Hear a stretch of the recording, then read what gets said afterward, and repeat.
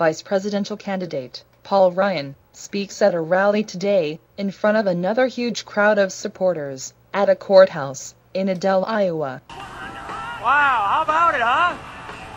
Nice Packer jersey. This is fantastic.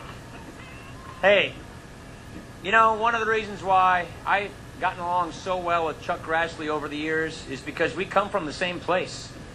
I tell you, I feel like I'm standing 10 miles from my house in Janesville, Wisconsin right now. And how about this Lieutenant Governor, Kim Reynolds? Man, she is fantastic. Gosh, Kim.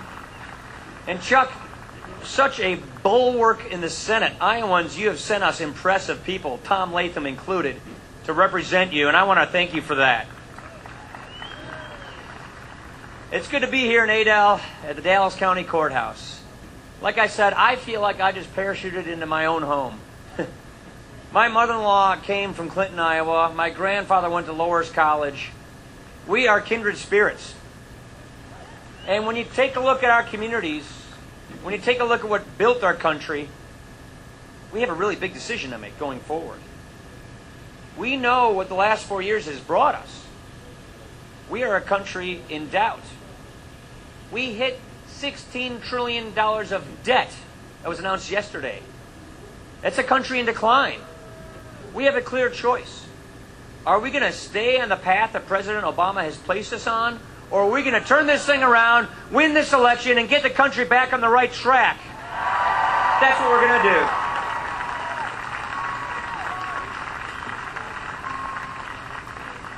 Now, Chuck can vouch for this. President Obama and too many politicians like him in Washington have been too worried and concerned about their next election than they have about the next generation. We're not going to do that. We will lead. We want to earn your support. We want to deserve this victory so that when we get it, we have the mandate and the moral authority to get this country back on the right track, to reapply our founding principles, and to get our economy growing again. Now, you know what? There's a little thing going on over in Charlotte, North Carolina this week. You're going to hear a lot of talk, but you're probably not going to hear this quote that President Obama made 4 years ago. If you don't have a record to run on, then you paint your opponent as someone people should run from. That's what he said 4 years ago. Guess what? That's exactly what he is doing today.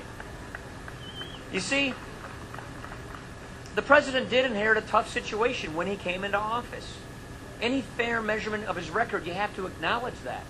Problem is, he didn't make anything better. He can't run on his record. And so that is why he's run out of ideas and why he's running the kind of campaign he's running, based on the politics of envy and division. Hope and change have now become attack and blame. Heck, remember Ronald Reagan back in 1980 when he said, "Are you better off today than you were 4 years ago?" We answered that question in 1980. We fired Jimmy Carter and we hired Ronald Reagan, and we're going to do a repeat this time in 2012.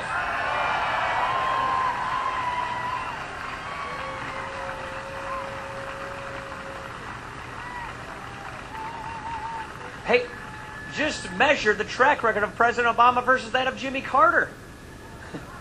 The unemployment rate in July of 1980 was 7.8%. It's been above 8% for 42 months. Seriously delinquent mortgages, a very critical measurement in our economy, at the end of 1980 was 77,000. Last quarter, it was 3.1 million. Bankruptcies, personal and business bankruptcies. In Jimmy Carter's day, in 1980, total bankruptcies were 331,000 in 1980. Tough days. Last year, 1.4 million. We are not on the right path. We're going to hear a lot of things in Charlotte, but we're not going to hear a convincing argument that we are better off than we were 4 years ago. We're going to hear from President Clinton tonight in Charlotte. My guess is we'll get a great rendition of how good things were in the 1990s, but we're not going to hear much about how things have been the last 4 years. And by the way, under President Clinton, we got welfare reform. Chuck Grassley, Everybody else in Congress, we got welfare reform, which moved people from welfare to work to get people out of poverty. President Obama's rolling back welfare reform. President Clinton worked with Republicans in Congress to have a budget agreement to cut spending. President Obama, a gusher of new spending and only demagoguery from those of us who have offered solutions. Medicare reform. The Medicare reform that Mitt Romney and I are proposing, the Medicare reform that guarantees the promise of Medicare for people in and near retirement and saves it for the next generation, it's an idea that came out of the Clinton Commission to save Medicare. President Obama gave us Obamacare. Obamacare takes $716 billion from Medicare to pay for Obamacare. They call that an achievement. Do you call turning Medicare into a piggy bank to pay for Medicare, to pay for Obamacare, an achievement? No. Look, we're going to hear a lot of words, but what we're not going to be hearing is how we are better off today than we were 4 years ago. After getting the runaround for 4 years, it is time to have a turnaround in America, and that is exactly what Mitt Romney is the kind of leader we need to do that.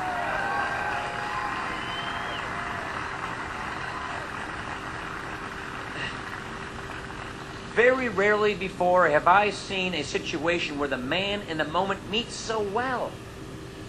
Look at what this man has done in his life. We need leadership. Remember the Olympics back in the late 1990s in Salt Lake? Remember that scandal? The scandal, the waste, the corruption, the wasteful spending.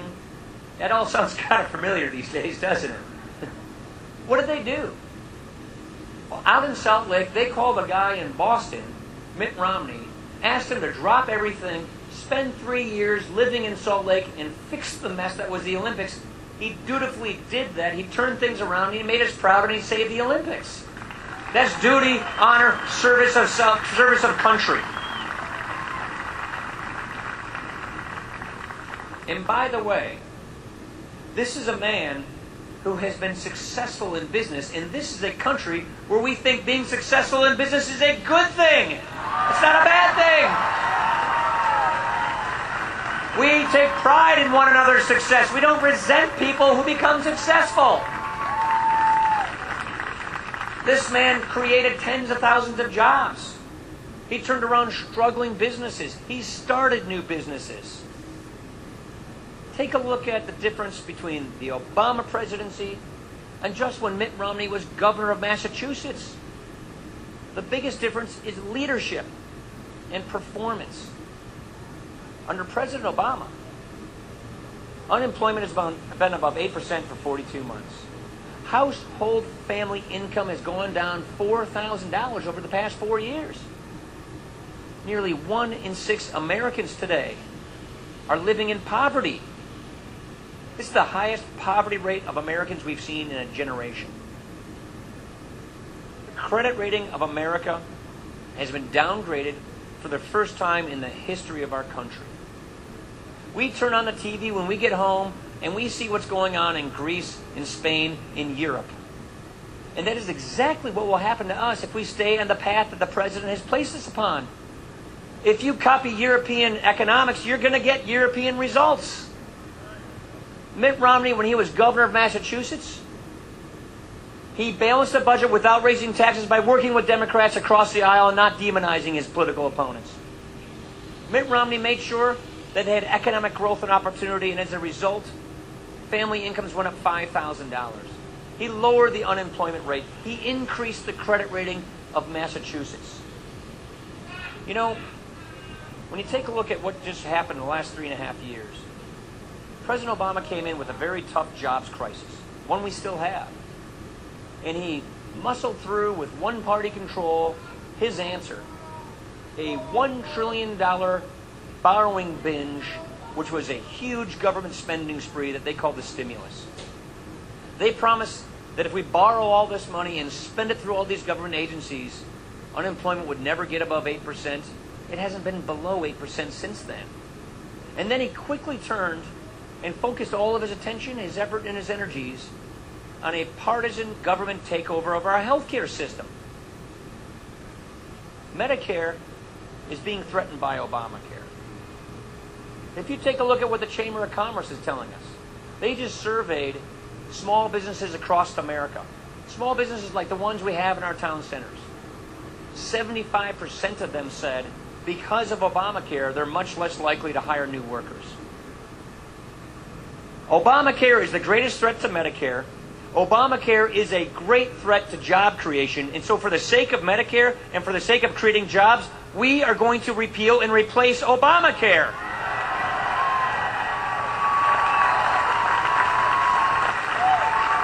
It doesn't work. It's not who we are. You know, every now and then the president gives us sort of a glimpse of his thinking. He sort of drops the veil and tells us the philosophy that he has in mind for what he wants to transform America into. You remember the guy named Joe the Plumber about 4 years ago where he said he wants to spread the wealth around? It's this sort of school of thought that the money in America is finite. It's fixed. And that it's government's job to redistribute the slices of the pie, however elites in government think it ought to be done. That is not who we are. Our job is to set the conditions for economic growth and opportunity so we can grow the pie so everybody can get a bigger slice of a bigger pie. That's what we do in this country.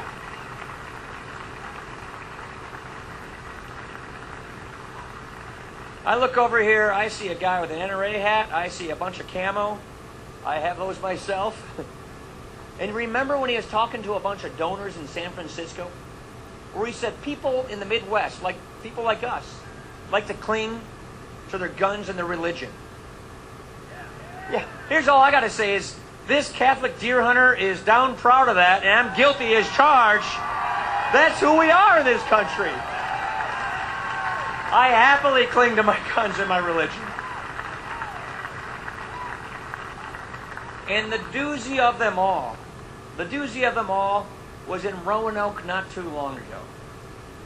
When he said, if you have a small business, you didn't build that? Government doesn't get the credit for these things. Individual initiative in America does. I'm proud to stand with Mitt Romney, who knows that if you have a small business, you did build that small business.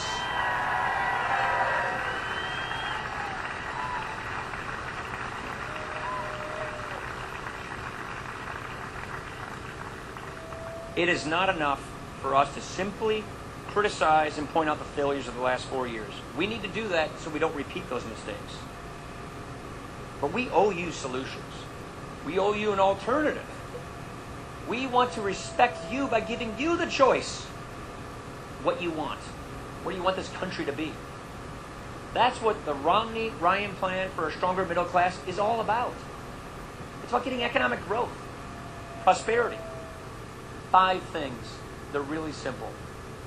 We have lots of energy in this country. We have lots of energy in this state. Let's use the energy in this country, the energy in this state, so we can actually create jobs. So we can get prosperity, lower prices of gas and fuel, do Keystone Pipeline.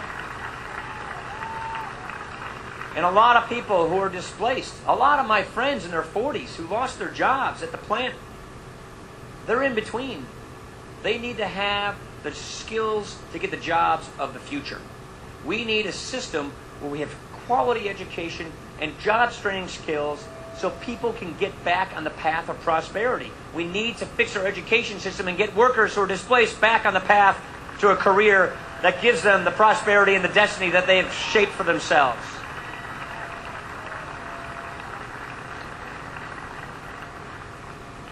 I come from southern Wisconsin, corn and soybean country. I mean, you drive 5 miles that way, it looks like 5 miles from my house. We need to grow more food, make more things, sell them to other countries. That is how we create jobs.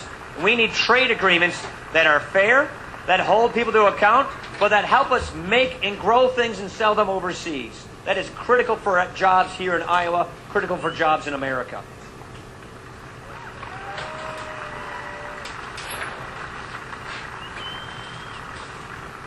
And one thing that is so near and dear to my heart, something I've spent a lot of my time on, It's a really simple concept.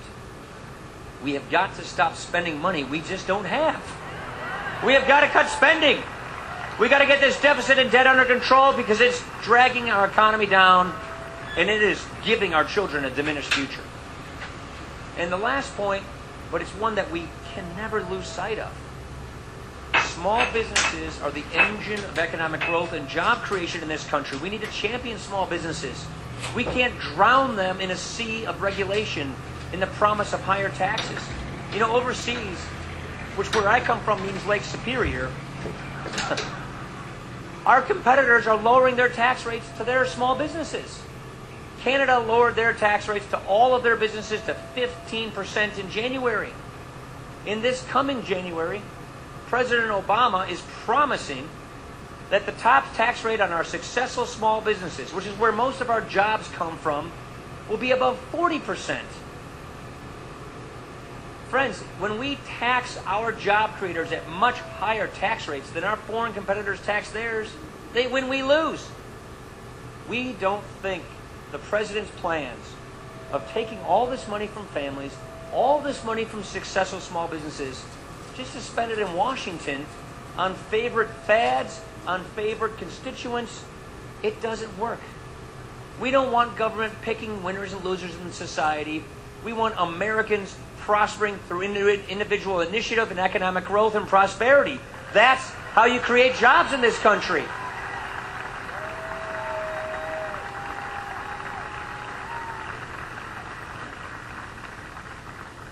Our goals are very simple. Our policies, these policies, have proven to work. We want to unleash the creativity and the aspirations of the people of this country. We want growth. We want opportunity. We want to restore the right to rise in our society because that, after all, is the American dream. You know, America is more than just Adel. It's more than Des Moines. It's more than Florida or Wisconsin or Maine or California. It's more than a piece of geography. America is an idea. It is the first country founded on an idea. This idea is very precious, and even presidents sometimes need reminding what the American idea is. Our rights, they come from nature and God and not from government. That's the American idea. We are the center of society, not the government. The government works for us and not the other way around. You know, our founders created this. They established this. And each and every generation since then have been fought by our veterans to preserve this, and we thank them for what they've done for us in our country.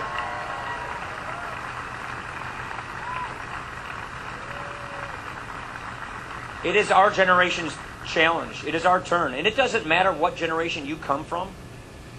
This is the most important election in your lifetime. We really are at that proverbial fork in the road. This is the defining moment. This is not just about jobs, just about economic growth. It is about the kind of people we want to be, the kind of country we want to have. And so here is the commitment that Mitt and I are making to you, our fellow citizens. We are not going to duck these tough issues. We are not going to keep kicking the can down the road and follow Greece. We are going to lead and fix this mess in Washington.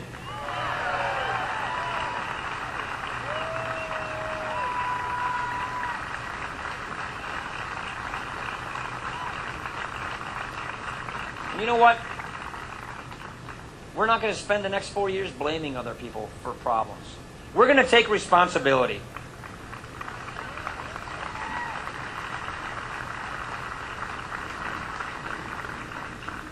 And the one thing we're not going to do is we are not going to try and transform this country into something it was never intended to be. We are not going to try and replace our founding principles. We will reapply our founding principles and get this country back on the right track. We can do this. It is not too late to get the American idea back on the right track. But we need your help. Iowa is so crucial. Iowans, you know this. You're used to this. We need you. You've had everybody running for president in each of your kitchens. We need your help. Your country is watching. You have a unique responsibility and a special opportunity to get this country back on the right track. And the good news is, it's not too late to do that. We can do this. With your help together, we can do this. Thank you so much for coming out here to the Dallas County Courthouse. Thank you so much for what you're about to do. We really appreciate your help. God bless you. Let's get this done, all right? Let's get this done. Thank you, everybody. Thanks so much.